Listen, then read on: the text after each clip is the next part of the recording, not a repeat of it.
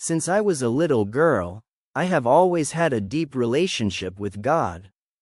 Although she was raised as a Catholic, with all the ambiguities, contradictions and confusions, I did my best to stay focused on God and not give up the teachings of the Church, because even for me as a child, they seemed somewhat contradictory.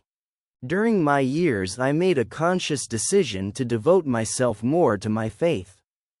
He attended Mass twice a day, every day. He confessed at least once a week and did all the rituals that my priest insisted on. Everything in an effort to draw closer to God.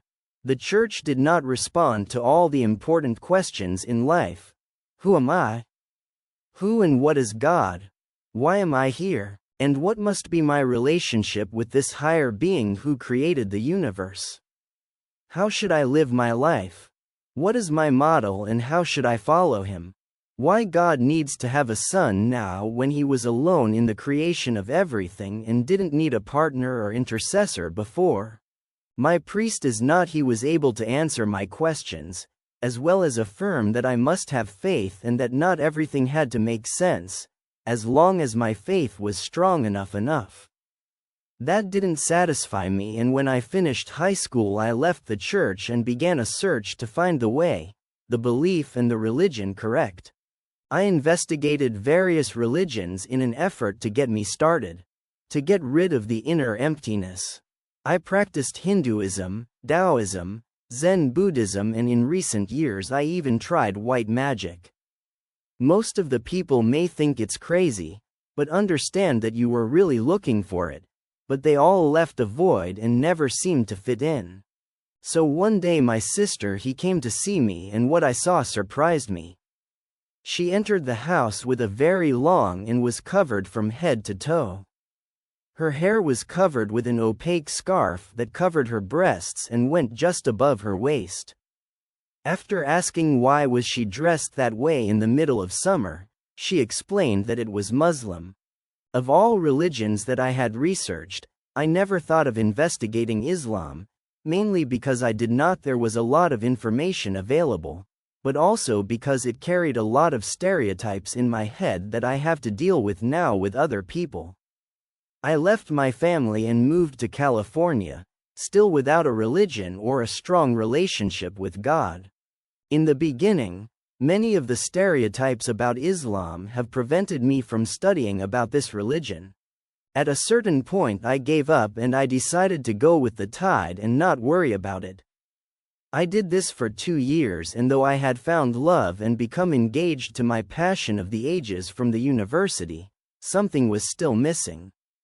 In my head there was always that voice uncomfortable that kept telling me that my life wasn't working, but I did the maximum to ignore until one fateful night. Just before leaving California and return to my state to be with my fiancé and start building in our life together, I had the scariest dream of my entire life. In this dream 2 very tall white dresses were at the foot of my bed. When I looked at them I thought they were aliens or angels, I wasn't sure, but I was very happy and trying my best to get rid of them. But the more I tried to get away, the closer it was to them.